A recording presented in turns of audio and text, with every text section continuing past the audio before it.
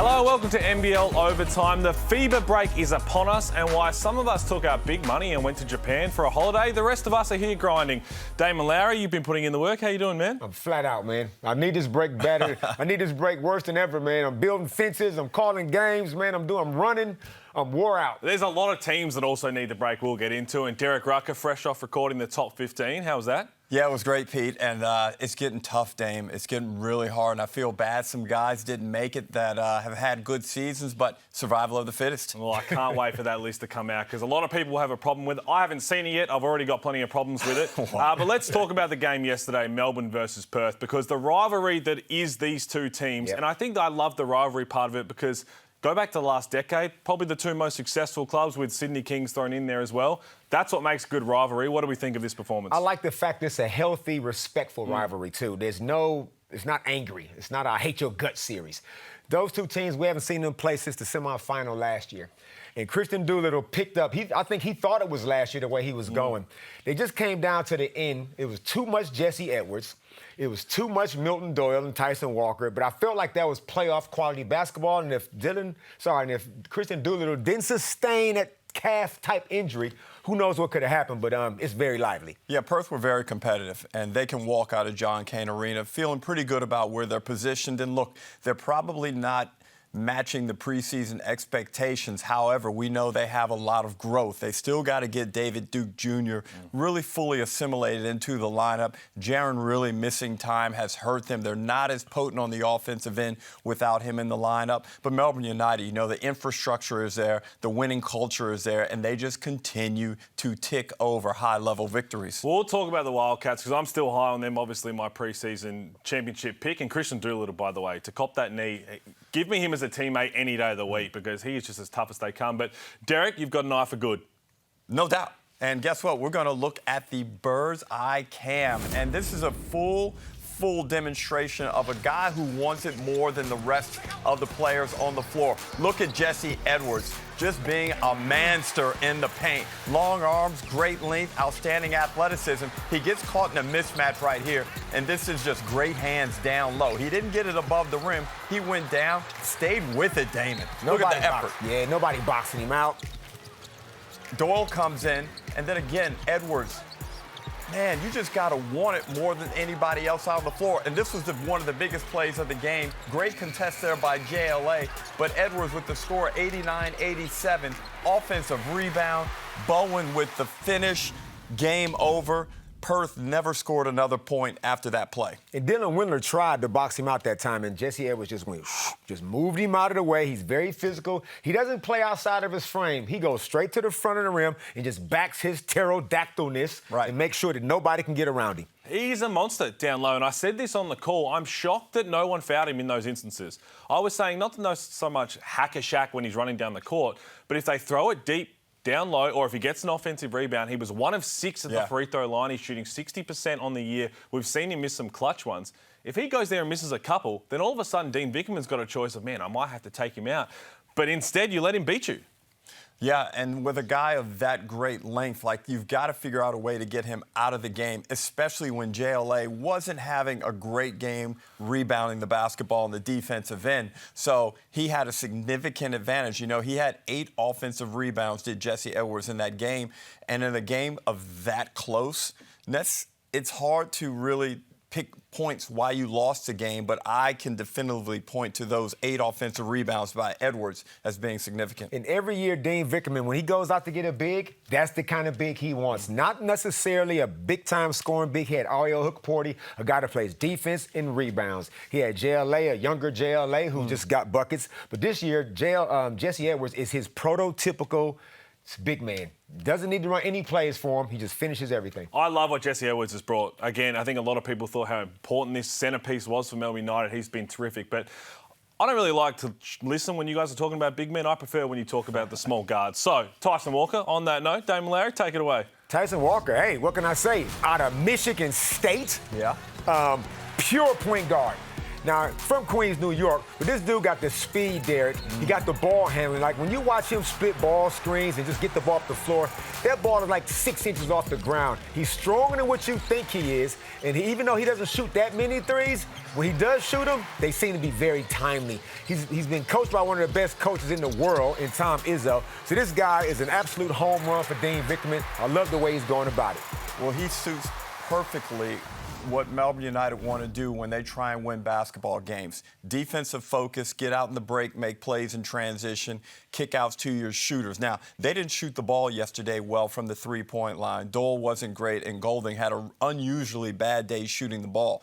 But yet they were still able to get away from that game with a victory. Now, where does Tyson Walker fit in the overall scheme of things? I don't think he has the individual brilliance of some of the other point guards that we have in the competition, but within Melbourne United's system, he is exceptionally brilliant. Like who? Parker Jackson Cartwright, Bryce Cotton. That'll do. But I'll go further. When you talk about, again, I'm doing an awards watch piece in the FIBA break, and you have to give 5 of MVP ranking. We know Bryce, Sobey, KD's up there. But Melbourne United being the best team in the competition, you need to have some sort of representation. I know it's even across the board with how they do it. But Tyson Walker's getting that nod for me. I'm taking Tyson Walker probably just in front of Jesse Edwards and Milton Doyle. He's been unbelievable. His steals, his defensive end, as long as the offense is continuing to go up and down, he's in that conversation. We can't be fooled just because he's in this really stacked backcourt with Milton Doyle, Chris Golding, Dash Daniels coming in playing some quality minutes, Shea Illy when he's back. We tend to might go, oh, maybe he's not that good of a scorer. He is just a great facilitator, but when it's time to score, he gets 20 easy points. And he can shoot, they can get around just about anybody, and in transition, he is at his most lethal. And you know, how many big shots you hit matters. And they've got 2 other guys that can make big shots in Milton Doyle and Chris Golding. And now you add Tyson Walker to that equation. Now Melbourne United look a little bit scary because as great and as brilliant as Shea Illy is as a defender and as a winning basketball player, he doesn't necessarily have that piece of ammunition. Yeah, I think you've got to look past the averages of Tyson Walker to see how unbelievable he's been to helping them get to where they are. But the part of this whole rivalry, this game yesterday, was Joe Lual-Acuil Jr. going back to Melbourne United. What do we take of that moment? Again, I think Melbourne did a great job recognising his contribution. There was always going to be more to it. Yeah, and I thought it was a class act, putting all his highlights and everything he did up on a big screen.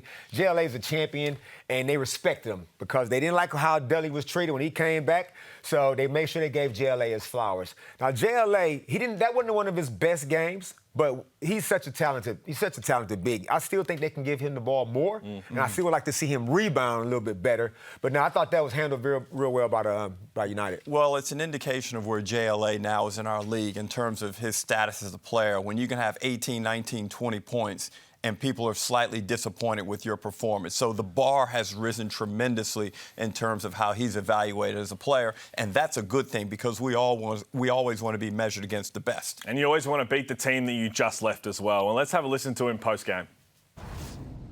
To walk away with a loss, he must be pretty disappointed. Yes. Yeah. How much does it hurt to lose a game like that to United, where you probably had them where you wanted them? Very much. Joe, well, obviously a bit of obviously been angry about the reaction. Disappointed, not angry. Can you just go through your one-on-one matchup with Jesse? A bit disappointed with how that panned out for yourself personally, or?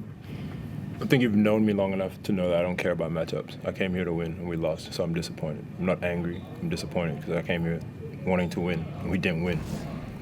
Well, firstly, we don't normally see now they've changed the rules where in the losing team you don't have to bring a player along. So I'm not surprised when we talk about the heightened emotions. There was so much in that game from him, so I don't read too much into that. I like all of that in the press conference. What about you guys? That is authentically who JLA is. Have we ever seen him just go off and do an unbelievable piece at halftime or into games? No, he's not that kind of guy. He don't want to do a whole bunch of talking. He likes to let his game do the talking, and he was extremely upset they took the L. So, no, I got no problem with that. And when you have the type of pride in your performance that JLA has, of course you're going to have this type of response when things don't go your way.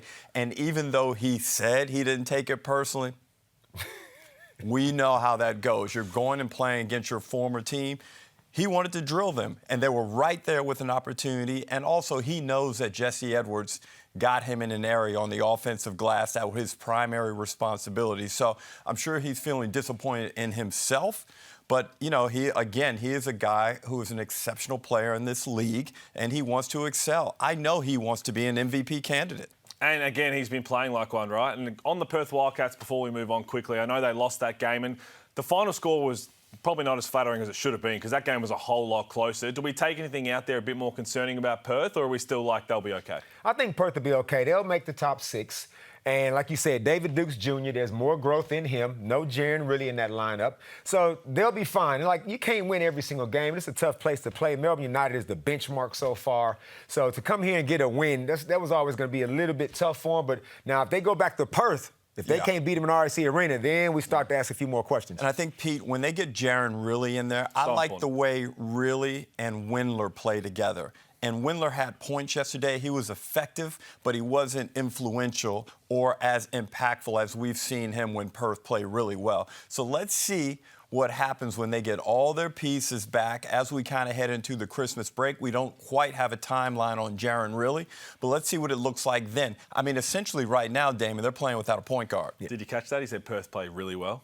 I see what you did there, man. Thank You're you. a wordsmith. You're a wordsmith. Thank Well, that wasn't the only big game yesterday. And if you said you saw this result coming, you're a flat-out liar because the Tasmania JackJumpers, albeit they were back and healthy, smashed the Sydney Kings team, who everyone thought were going to go down there and get the job done. Hey, it caught me off guard. I tuned the game in, and I didn't realize McGee was playing. Same. And it changed my whole outlook on how this game was to manifest. With Will McGee back in there, totally changes everything. They are a different team to what we saw last round. And the fact that David Johnson got some reps in out in Perth and that loss, now they got a team, Damon, that looked like a top 4 team yesterday. They totally neutralized Sydney. Now, that's the thing when you get whole. When you finally get whole, we like their lineup from the start. Yep. 3 stud imports, Majuk Ding, Josh Bannon, Will McGee, Ben Air. So, but had you told me that Will McGee was playing, I still would have tipped the Kings because they were playing that well. I don't know what happened to Sydney when they got down there. I don't know if it's the weather in Tassie. I have no idea. But that is not who Sydney is. Well, we've kind of seen him be it a little bit. We've seen Sydney be this season. And I think from their perspective, even though we're focusing on Tasmania, it was disappointing to see them regress when they really could have got some big momentum going into the FIBA break. Now, we're talking about being whole now. And again, this is not a studio of excuses. Oh, God, no, we wouldn't. Hell no. Mistake. Matthew Dellavedova, Sean Bruce. Kendrick Davis now the sole point guard. It made a difference. Massive difference. And that to me is an excuse. Now, for the Sydney Kings, let's look at their starting 5 here because of their production and where it all went wrong. And obviously, Kendrick Davis, he was phenomenal. I know you had some things to say about Lual-Acuil, Damon, but in the end, that's just not going to get it done against any team on the road. Even though they've got studs like Kawhi Noy coming off the bench, lighting it up. Your big guys have to start. 100%, man. Xavier Cooks, Tim Suarez. Tim Suarez, you cannot be mic'd up anymore if you're only going to get 4 points. Now, you're not in charge of that. If you're only going to get 4 points, you better crack hella jokes to keep us entertained because it wasn't on the scoreboard. Now, that's an aberration. That is not Sydney. Come on, man. Xavier Cooks and Suarez not getting 10 points combined. Lual-Acuil going scoreless. That ain't happening again this season. I'm not panicking. The Kings will be fine, and I still think they're a top 4 team. Yeah, so... Yes, I agree with you, but how many times has Tasmania beaten Sydney now? 3 times. There's a mental thing there, you're saying? I think so. And also, that's a very good defensive team, Tasmania, down in my State Bank Arena. And you can get rattled. Sydney lost it emotionally. Xavier Cooks got the technicals. And there was some conversation with Dellavedova out of the lineup last week that the Kings perhaps were better without Dellavedova in there. That's crazy. There's no way they're better. And we saw where he was missed yesterday with the emotional regulation of the team and some leadership in a tough environment. Well, we can break down where it went wrong, but let's have a listen to the GOAT, Brian Goorjian, post-game. You know, I didn't think we turned the ball over a lot under their pressure. I thought emotionally we lost our cool with the calls. Xavier, Bull, constantly asking me to look, and I didn't have any timeouts left because I was using them the rest of the team. 100%. You called it. Emotional regulation. or emotional resilience, as the Navy SEALs like to say. They lost their cool. Now, you can't lose your cool in the best of times, especially not on the road, right? So, again, Xavier Cooks got frustrated, and Bullcraw got frustrated, and they was already down their lead guard. Now, Matthew Dellavedova, even though I still would not start him, he will get quality minutes, and he will bring that emotional maturity to that group. Pete, we've been down in that arena. You can't lose your cool down there. Yeah, but it's easy to lose your cool down there. So it's a very fine line because you want to play with intensity. You get caught up like basketball players are highly emotional people. You only have to watch Damon behave on a daily basis to understand this. Now, how do you get it all together? How do you keep it together? And then that's when your unit, the collective, is tested.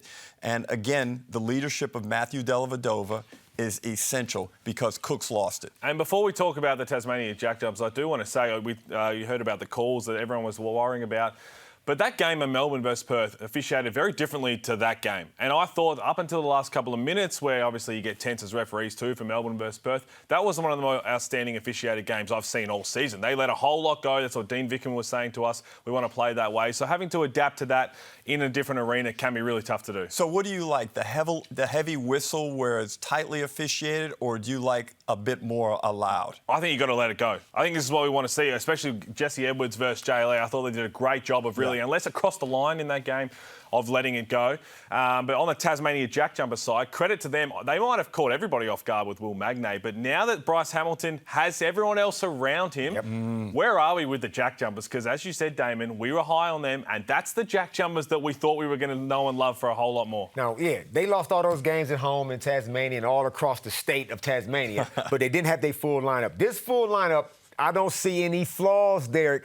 Now you got your backcourt. Like, Majuk Ding is a big-time scorer off the bench, a champion. You still got Ben Ayer. You still got Nick Marshall. So they got the depth, right? Now that home court advantage, we will start to see them winning more games at home. So for mine, a top 6 team, now that 6th spot is going to be a raffle. They didn't dig themselves a big enough hole to get out of, so I feel like we will see them in the postseason. And I thought the player management by whomever made the decision with Lual-Acuil was perfect. Go out there, give me 20 minutes. You've been rested for 2 or 3 weeks already. After this, we've got 10 days in which you can rest further. We try and minimize the potential damage during the game. He played 20 minutes, Damon, which is perfect. And I told you early in the season, you can't be playing him 30-plus minutes a game because you will get this wear and tear injury just like he sustained. Now, see, that's funny that you didn't say nothing when he was getting 30 minutes a game. They were winning early. You know, you was quiet then, but now you're going to pull that out now. Come on, man. Don't get him rolled up with the excuse talk. We don't want to hear that. It's too early in the show. Lual-Acuil wasn't the only player back because David Johnson, you mentioned, he had a couple of games in the round. Jesus, you forgot how good this guy was because he's been on the sideline for so long. Just his 2nd game back from injury, and the stroke is pure. And it takes the pressure off Bryce Hamilton. I didn't forget, pure is the word. I was in Perth calling the game when he went down there, and I saw that jump shot live and up close, and it's a pretty thing to watch. Now, he's got his backcourt mate now in Bryce Hamilton, who doesn't have to do all the heavy lifting because everybody's going to try to take the ball out of Hamilton's hands. DJ is the perfect complement. Now, his first game, he only had the 3 points against Perth. All right, I thought about, come on, man, need more than that. But the first game back, I let it slide. But game 2, he's much better. 15 points. He just gives you that extra scoring punch. And you can see he still doesn't have his legs. And some of those penetrating moves, he wasn't able to maintain his balance and really explode into finishes. But just having him out there significantly improves Bryce Hamilton, who I don't think is the traditional, dominant lead one. He's still a very young player. He's learning how to play on the offensive end, and I still think he needs a guy like David Johnson to turn him into a game winner with his scoring because Bryce Hamilton wasn't able to get it done when those guys were hurt and lead Tasmania to victories. Well, absences to the JackJumpers are their biggest kryptonite. And I think you mentioned Majuk Ding as well. If you take away any one of their top 6 for however long, they're not going to be the team that we all think they are. But as they stand, as a fully healthy team, you back on them? I'm on. I never got off of them. Okay. Yeah, they're strong. Yeah, they're strong, they're well coached, and they're really balanced. And everyone slots back into their role nicely. Well, that's the serious talk in the first segment. So let's get it to it. It ain't no Cupcake League. Shout out to our good friend Corey Homicide Williams. If you are jumping on for the first time, this is all about the moments, the cupcake moments we have to be better from. And fellas, I don't know, when's the last time you copped a falcon A foul. Ooh. Oh, that was a long time ago. So when you're playing, you know, someone and the ball just gets hit off someone's knee, cops you right in the face. Derek was a Newcastle Falcon back in the day. Oh, okay, good play on words. Has nothing to do with what I'm about to say. Now, what about our friend Leonard Copeland? Now, we're seeing... Whoa. The T-shirt cannon just misfired, and I'll give him the reflexes. He had it, but you're not paying attention. You're not when we're having a break. He's just copped it there. It was a great job, and shout out Word though as well, which was great to see him on the call. And another thing that I caught my eye was like, you know what? You always have to be ready to play, and what comes with that is making sure that you don't have the most creased uniform of all time.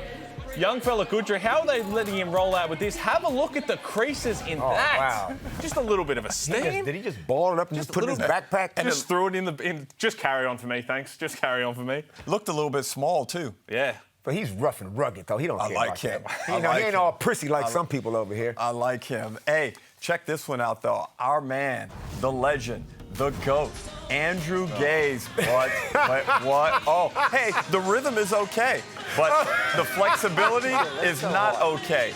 Those 73-year-old legs just don't have the pliability and the movement that they once did. He loves it. Look at him. He's trying to get Drewy. Stop, bro. Cameras Go sit down. I told you. Man. Cameras are always rolling. As soon as he finished that choreographed routine, I said, you know that's going to be on the show. Yeah, absolutely. Now, look, speaking of dance moves, this is a perfect segue for my man, Tyler Harvey. You got to keep your eyes on the press conference. He thought the press conference was over. Him and JT walking out. They said, Kate, can we get one more question from you? And Tyler like, damn, I'll give you this move. Did you see that, Derek? A little pop lock. Remember that one? Yeah. Did that remind you of this? Oh, yeah. Oh, breaking it. Go, Tyler. Go, Tyler. Hit it. That's from 1984. Also, shout out Tyler Harvey, too, for having that. What am I? Oh, you want me to go? Supposed to pass it back. I can't pass it back without taking it. You know what? Let's get to a break. Plenty more coming up right after this.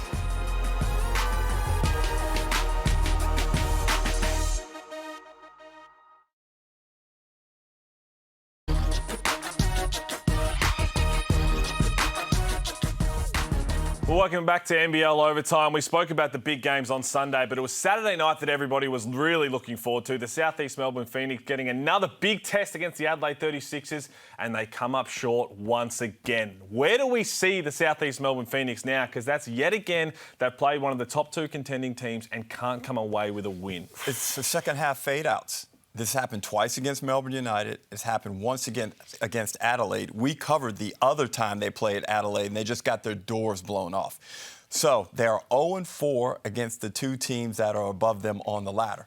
Now, I'll tell you what the Phoenix will do, though. If you are not a good team, they are going to smash you like they did to Brisbane. There is no messing around. They are going to pressure you, hound you, force you into submission, and then they wound up winning by big numbers. But where do they sit with the peer group, with Tasmania, with Perth? This is what I'm curious. Where do they fit in with them? Are they better than those teams or below those teams, Damon? Well, yeah, like you said, they lost. That's 4 tests in a row that they have failed. Now, I sat here last week, and I was like, they underappreciated. So I sat here. We remember. I sit here now, and I go, okay, I've lost appreciation a little bit. That quick? It's quick because that's 4 tests in a row. He's emotional, Pete. Look.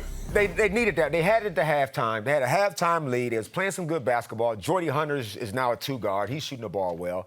And they over-pressured. Like, we talk about the referees and how they didn't adapt.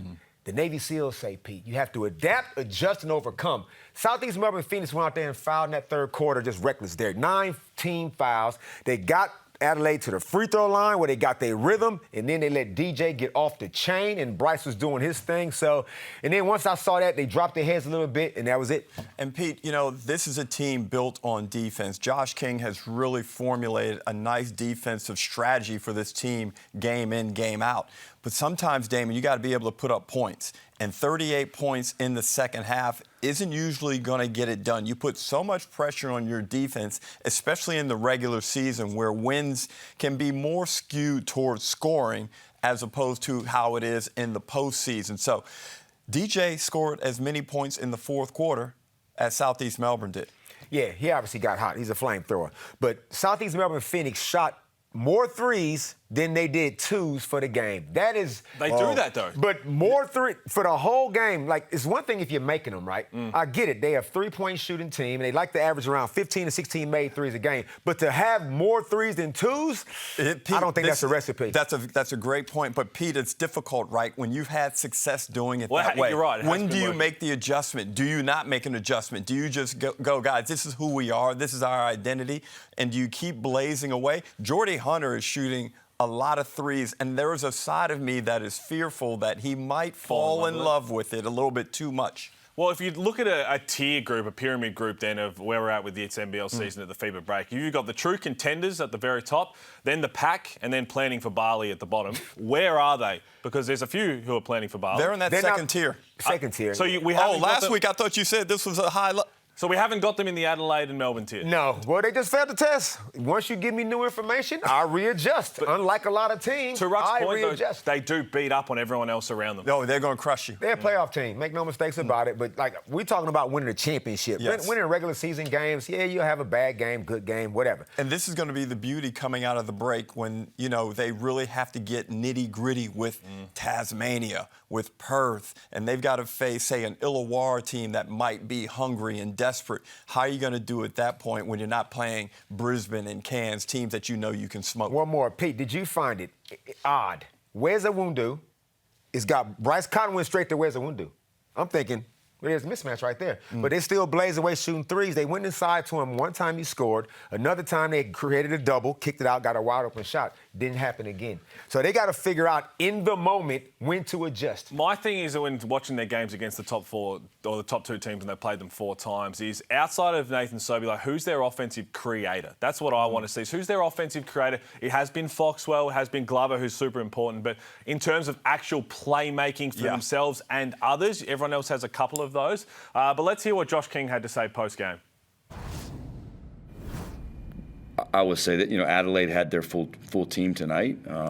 Us not having our full team, that's part of it. Everyone goes through injuries, but I think once we get bodies back, that allows us to play more of our style, where in the second half we couldn't get up the floor, get into the ball, do as much as that. That's where only forcing one turnover for us is no bueno.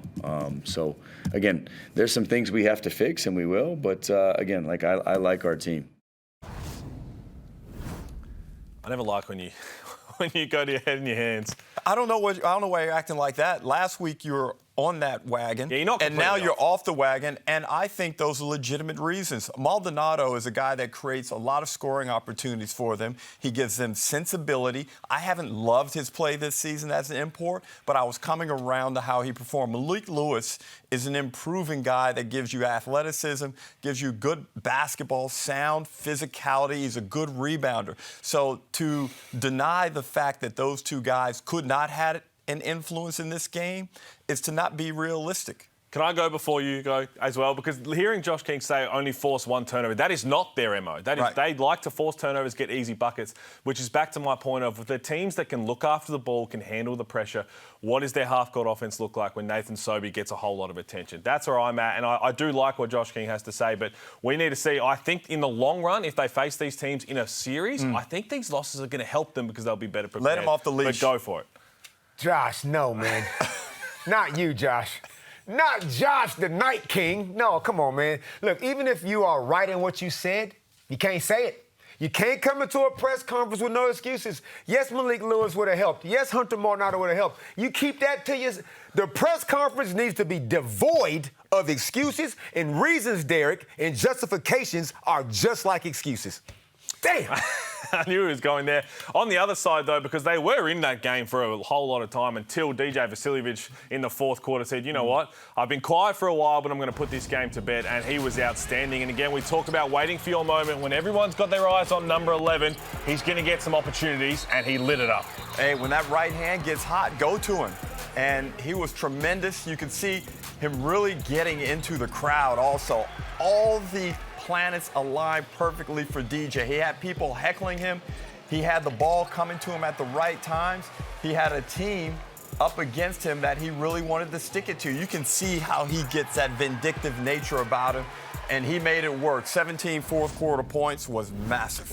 Was that at you? That little? No. That was over your No, shot. that wasn't at me. Might have been a Gazy. Look, that's who DJ is, right? He's a flamethrower. That's what he is. Now, he's a prideful dude. Now, he don't like being the 8th man on the team. He don't want to win the 6th Man of the Year award, but his role now is on the bench. So Mike Wells is going to either start Isaac White, who got that start, didn't play very well neither. He's going to eventually start Troy Brown Jr. DJ's role is now – DJ will never probably start on this team anymore, but that does not – probably not. But that doesn't mean he can't get impactful minutes. It's all about the minutes played, 20, anywhere between 20 and 25 minutes, and run some plays for him to get his shot going. Now, that's who DJ is. Now, we all talk about, every time DJ says something, it's like, I want to be another champion. I got 2 championships. I want a 3rd one. Well, if this is what it takes to get a championship, are you prepared to do it? Or are you going to sit over there and quietly wish you was in the starting lineup? Would you rather start and play the same amount of minutes or come off the bench and play the same amount of minutes? If I can have that type of impact, that's what I prefer to do, come off the bench. And I think you get more of a free reign also because your role is designated. Now everyone's starting to understand what he can do and how he can do it. But I also thought that his defensive effort was a lot better in that game also. That was probably because he got some buckets. And it was his mate Angus Glover, the old championship teammate, so that always brought a little spice. Well, we look at reasons now why some teams, what are we looking for in the next month? And for me, with the 36ers and a couple of other teams, the Wildcats, for instance, it's the rotations of really how they sort this out and make the hard decisions at some point of some guys might not be playing at all, some guys might find themselves as the 6th man or as the 7th man, what the starting lineup looks like. But Adelaide overall, are we right there as saying, again, this is 100% a championship caliber team? You got 4 imports. You got 4. 3 in Bryce, and I mean, come on now, 4 imports and Isaac Humphries. Is this their year? It better be that year, or what? Do you want 5 imports? Like we can't. I mean, you know what I mean? So wait a minute, you're saying if they don't win the championship, the season has been a bust? Yes, they went all in. What else do you want there? I think they'd say that too. What else do you want? I think they would agree that they've gone all in for that. There, 4 import. I know Gazy, I had this conversation with Drury. Drury goes, I don't care where your passport is from, but you know what we like, Derek? If we sit over here and there's 4 of us and there's only 3 of you, we like this. Yeah. You know what I mean? So yeah, it's my time. They got to get it done. Well, they've been really good, and I tell you what, Bryce Cotton, we forget because it happened just a couple of days after last week, but Wednesday night, the Ignite Cup, and battling a personal issue. And again, it's been touched on a little bit since then, and obviously he came out and addressed it and how he managed to overcome this and get back on the court. But I'll double down with saying it's one of the most inspirational things I've ever seen. For whatever he was going through in that moment, to be able to pick yourself back up, and he spoke about not wanting to let the team down, to put his team on his back, and shout out Kerry Williams for having a prayer with him as well, to get out there and not just be able to stay on the floor and be there for your teammates, but to put them on your back once again. He's not human. He's superhuman, because that takes just an extraordinary amount of courage and strength. And that's why we love, just one of the many reasons why we love Bryce Cotton. Yeah, well, he had 31 points and 13 assists, and he was outstanding and obviously very courageous. And again, when we look at Bryce Cotton's development as a player, there were a lot of people that didn't think he could play that point guard role as much as he has already in this season. And I think he's been extremely effective. He's playing harder on the defensive end, and his ball distribution and allowing other players to excel, allowing Cheatham to become the connector, the best connector in the competition, which has led to Isaac Humphries perhaps being one of the best finishing big men in the competition and having his best season as a pro. It all comes back to the Bryce axis. And don't forget about the 0 turnovers he had, too. Right. Now, I'm with you. That was inspirational. When he walked off and he just hit the wall as if to say, damn it. No, nobody would have faulted him if he said, I'm done for the rest of the game. Nobody would have had an issue with it. But he came back. That's what I like. When the chips is kind of down a little bit, some adversity shows up for real, and that he showed what he's all about, internal fortitude. He was unbelievable. And I tell you what, where's the tomahawk? Don't tell me it's lost Turnal. Oh. Where is it? As soon as you lose a couple in the Hawks, then all of a sudden the tomahawk's not here. What's going on? He's sitting next to a recycling bin somewhere. Just goes to sleep. You see what happens? You see what happens? You guys play like this. This is what I got to deal with. Yeah. No, they struggling right now. Some issues over there. Now, not issues that you probably think. It's some issues in how do we get the most dominant player the ball. Now, clearly, JaVale McGee is who I'm talking about. Now, I'm going to ask you this question right now. Is Fabian Krishnovic or Kyle Bowen the JaVale stopper? Oh, how about that, by the way? That was incredible. Yeah, whatever. That didn't count. It didn't count. I'm asking a question. Is Kyle Bowen or JaVale McGee, or Fabian Krishnovic, the JaVale McGee stopper? One-word answer? Go ahead. No. Well, what the hell? How come he can't get the ball on them dudes? Because, Damon, I've had a look at these guys close up in person, and there are some deficiencies in basic skills. Some of the Hawks perimeter guys simply do not know how to feed the post from the perimeter. I'm not going to single any guys out, but it's supremely evident at times they just simply do not know how to get the ball to McGee. Well, our man's going to put him under the microscope here with some vision, because I'm still high on the Hawks, but you've obviously been dig diving. Well, let's look at a couple sets right here. So right now, Fabian Krishnovic is guarding JaVale McGee. He's on the elbow. Right now, Fabian Krishnovic is thinking, whew, thank God you didn't post me up. Okay, so there's no touch.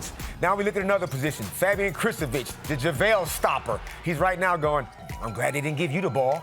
He's like, what's Fab going, 6'6"? Look at where JaVale is standing. Everybody wants a ball screen. Now he don't get the ball and everybody else gets the shots. Again, that is not an effective use of a man who can literally dominate a game. No touches. Now, different if he's got Jesse Edwards Gardner. Here's another possession. We got look at that. Had him sealed. Tyler Harvey missed it. QJ gives it steps out of bounds.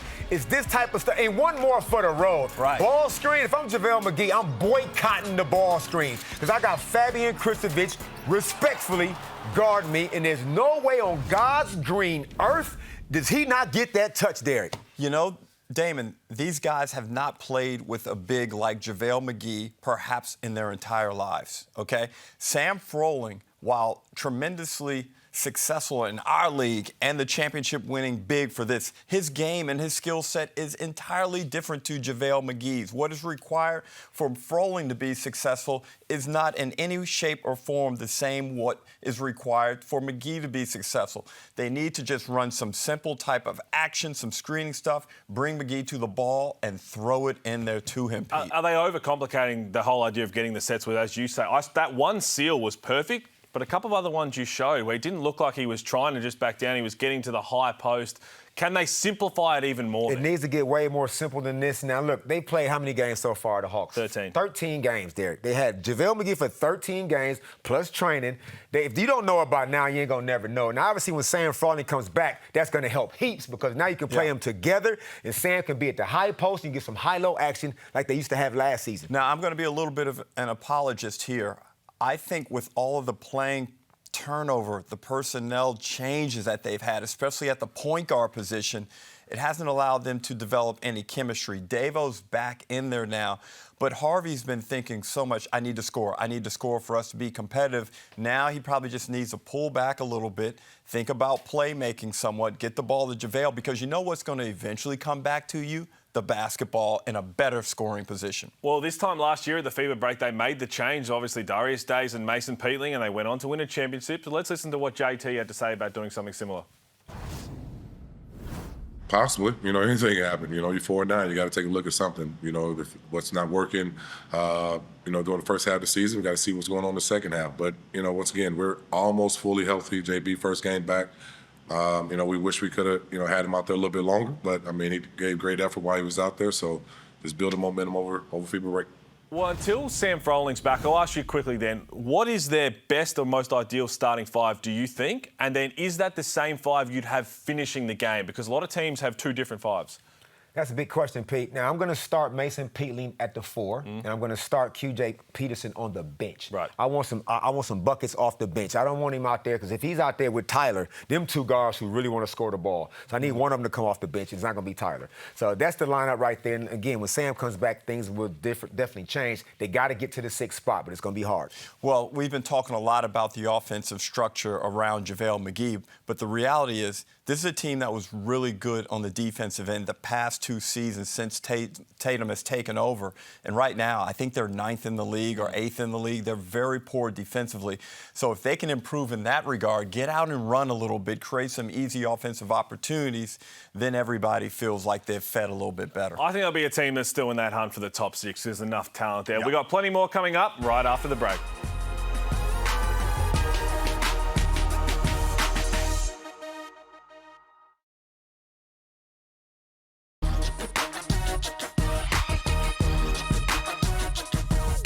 Well, welcome back, and it's time to give some love to the New Zealand Breakers because they've been around about in a few games. They've had their chances, but finally a really, really promising performance up in Cairns, and they've won 2 of their last 3 heading into the break.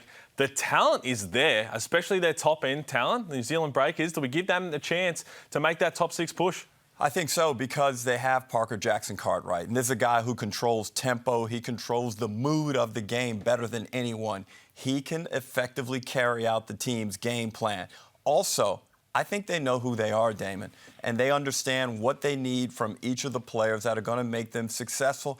I really like what I've seen out of New Zealand the past 4-5 rounds, and finally, they're number 4 in the league in defensive rating. The X factor for New Zealand Breakers is Isaiah Brockington. Oh. We know what Sam Meninga's been given, and we know what PJC is, but it's always been Isaiah Brockington for mine. I thought he was going to tear the league apart, but now he's starting to get his 20, 22 points a game. Rob Baker's been a little bit more effective, and yes, they have blown at least 4 games, maybe even 5 in the fourth quarter, blowing leads. So now, right now, they frisky. Yeah. But let's keep in mind, it was just Cairns. It was just disrespectful. You don't give them any credit for that performance in Perth? Look, it was any win's a good win because NBL 26, but it's Cairns, though. Well, it's 6 wins, by the way. 6 times they've been leading in the fourth quarter and have gone on to lose those games. But you mentioned all their top-end talent. Menenga's been great. Obviously, Baker, PJC and Brockington. But the next star, Karim Lopez, still on a minutes restriction. But, man, you talk about why everybody is still continuing to think that he's going to rise up the draft boards. The fact that this is still just a young guy, just in his 2nd pro season, how good is it to watch? He's so patient, Damon. For his age, it feels like we've known him for years. That was, had a look at him, too. It was like, you don't want none of this. But that's the area that has shown the significant improvement. He's a realistic impact player now, only in his 2nd season as a next star, and, the stock keeps going. This is why I love Coach Pettery Coppinen. You can tell he's had a word. I've done just about every New Zealand game, and I've seen Karim Lopez pretend that he's a real ball-handling guard. Sometimes he'll get into his bag a little bit, turn the ball over. When he goes inside, he's 6'10" with hands like this. When he goes inside, he's unstoppable. But sometimes he wants to maybe show NBA GMs that I can do stuff out here. Go to your strengths. And since then, he's inside. All those clips we just saw, he is manhandling people down around the basket. Are you okay with saying that he's the one instance where a minutes restriction's okay? Because it was a lower back thing that really hampered him in the off-season. He's getting through. He's showing the NBA GMs what he's capable of. You don't want anything to flare up and him miss time and then they don't get the proper look at him and that comes in the draft. Minutes restrictions, is that a trick question? For this one instance, man. Never. He has plenty of time to prove himself in the offseason, right? He has a very solid season. Thank you, he Ryan. plays 20 to 25 minutes a game. Perfect. And then you save him up for if they make that push in February, he's not over on the sidelines with a heat pad Let me on ask you his this back. Then. Okay. Yeah. Look at our man Casey Prather. Yes. Done for the season. What would Casey give to be playing right now? And then you got a healthy young dude sitting over here that's like this, I can only play a little bit. You play every game like it's your last because ain't nothing guaranteed. Come on, man. Come on now. You know you with that one. Well, we're talking about them making a push for the top 6. So it's the best of the rest, that top 6 push. Who are we really high on? The New Zealand Breakers have been there, right? You look at the point differential they've had as well, the JackJumpers when they're healthy. We'll talk about the Brisbane Bullets after the break as well because they're going to have a whole new team rolling out and the Illawarra Hawks have been around the mark. Dame, let me break it down to you. Here's my order. Tassie, Illawarra, New Zealand, Brisbane, Cairns. Tasmania have the infrastructure. We know what they can do. Illawarra have the greatest ceiling. New Zealand know who they are the best.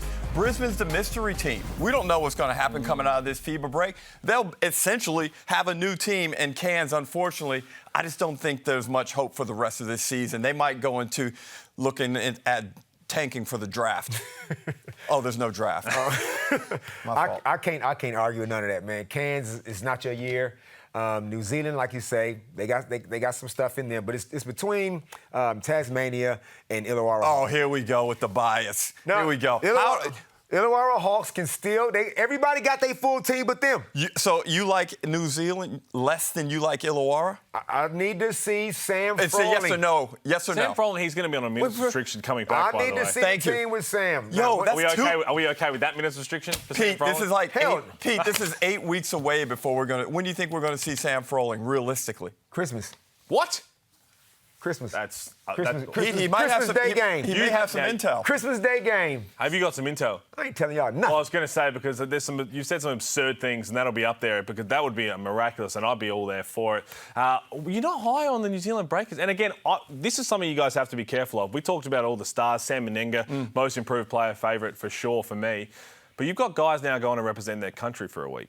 The confidence that they might come back with in the second half of this season. We talk about, I mean, it's not Ruben Tarangi, but other guys can come back with. This could be a whole different team mentally. I will concede, I will admit that right now, as today, yes, it's New Zealand, but I'm saying Hawks are still coming. Say there was a single elimination game right now, Illawarra, New Zealand, in Illawarra. Who are you picking? Hawks. Of course he's picking the Hawks every single time. We mentioned the Cairns Taipans, and again, they went down. Jack McVeigh is playing a lone hand and doing everything that he can. 74 points across his last 2 games. And credit to the Taipans, they've scored 90 in 4 straight games. For a team that's best score before that was 86. So offensively, they're figuring it out. They obviously need some things to go their way in terms of injuries. But the Cairns Taipans, if they all get healthy and stay healthy, any chance? No, they're not. No chance. Jack McVeigh ain't getting paid enough neither. To carry that team, what he's got to do, he's playing every minute of the game, which is great to see. Old school, 40-minute games. He is doing everything inconsistent, Admiral Schofield. Andrew Andrews, don't quite know what you're going to get from him. Marcus Lee, don't know what you're going to get from him. The beauty is Mojave King, I'm stitching him up before Christmas on a new deal, and that's the only future they got so far. I don't see Rain Smith, we didn't see enough of him. He's hurt. What? What are you looking at me like that for? Marcus Lee, we don't know what we're going to get from him. You're going to get 5 fouls very quickly. Oh, okay, but that's not what we want out of Big Marcus. I can't see it happening this season. They got to tool up for NBL 27. I expected more this season from Admiral Schofield. I thought he was going to be a top 15 player in the competition. It looks like he's never gotten healthy. It looks like there's ankle or hip. Something isn't quite right. I thought he moved a lot better in the blitz, and he's just really underperformed this season. He has a beautiful-looking shot. Obviously, he can shoot the ball effectively. It just hasn't been his season. Marcus Lee, again, the foul problems. And not only foul problems or good fouls, but really bad fouls. We saw him commit a really inane one the other night. And Andrew Andrews, probably not really a point guard, probably spends too much time trying to lead the offense. They needed a complementary point guard, and you can move Andrews off to the 2-guard position. Well, I just want to see Sam Wardenberg and McVeigh on the court together, so hopefully that's sooner rather than later. We're going to chat the Brisbane Bullets right after this break.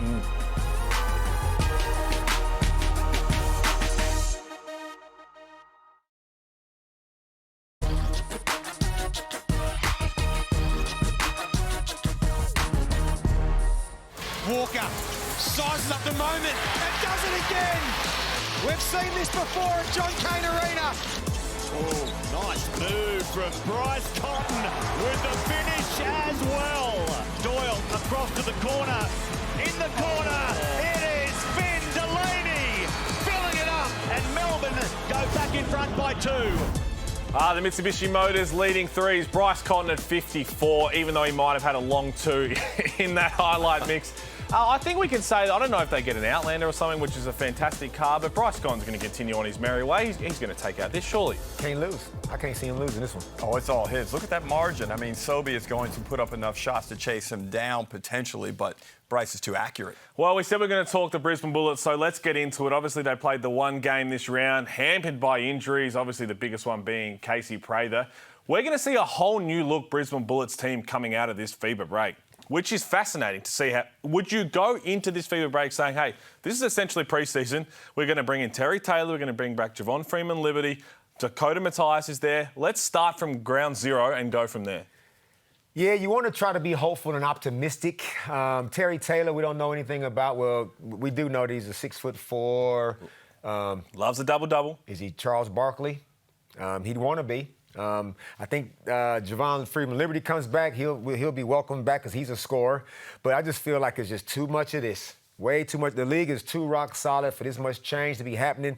So, yeah, I can't see it happening for the Brisbane Bullets. Yeah, I understand your pessimism, Damon, and it's justifiable considering how you view things. But if I look at this starting lineup of Nordo, JFL, Matthias, Taylor, and Tyrell. With Sam McDaniel coming off the bench, Alex Dukas, who's playing with some confidence. There is hope, there is promise in that lineup. It's a mystery. We don't know how this team is going to look in a few weeks. Why are you looking so smug at me right now? Just look at me with a neutral face next time I'm talking. Because I'm trying to match your smugness with smug. So, their next 4 games, Adelaide, L, Hawks, L, Perth, L, and SEM. Southeast Melbourne Phoenix, L. Them 4 L's in a row. Now, look, you can sit up here and say, well, it might. Things could happen. Well, guess what? We don't know what Brisbane are like, but I know what these other 4 teams are like already. But that's the point, though. We don't know what this Brisbane Bullets team. I'm going with what I know. And you always say it's the NBL. Anything can happen. Anything can happen. The likelihood of them losing 4 in a row like that is not high, Damon. Who do they beat? I'm not talking about who they beat. All I'm saying is if they win 3 of those games, that's a great result. If they win 2, solid. If they win 1, okay, it's night-night. If they go there, it's over. It's over. Javon Freeman-Liberty returning, it's a fascinating story. It's really awesome. A guy who went home, he addressed the mental issues, and from all reports, he's coming back in such a great headspace, which I'm thrilled for because he is such an exciting talent to watch. And shout out him and the whole club, the way they handled this and the phone calls that he made to everybody. And if he's coming back with a point to prove, look out. Yes, Pete. See, Damon didn't see him play at the Blitz. And he I watched the games. Liar. That's a fallacy. I wasn't in Canberra, but I was watching him in Melbourne. Hey, this is a guy that is a live wire scorer. He's a guy that could average 22, 23 points a game in this competition. He gives them something on the defensive end as well.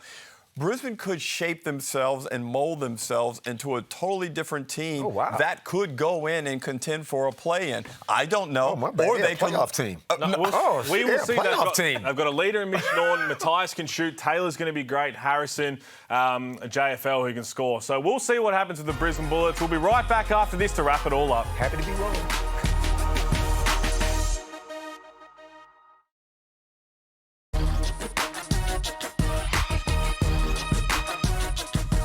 What an episode it's been, and we're going to wrap it all up with 3,091 of you absolute legends who handed this man an L. You can't spell Damon Lowry without a big fat L, and 3,000 of them coming your way. What happened? Now listen here. What happened to the beat the coach, the super coach? Just calm down. Those 3,091 that somehow got fortunate enough to beat me, well done to you. But the unfortunate 11,133 of you that lost. Not sure you should be boasting about that. There's a town in Victoria called Castlemaine. It has a population of 11,000. That's what I just did. Take the week I off. brought all the people of Castlemaine outside and went like this. You're trending down, my man. Fever break coming up. Boomers and Tall Blacks, thanks for watching.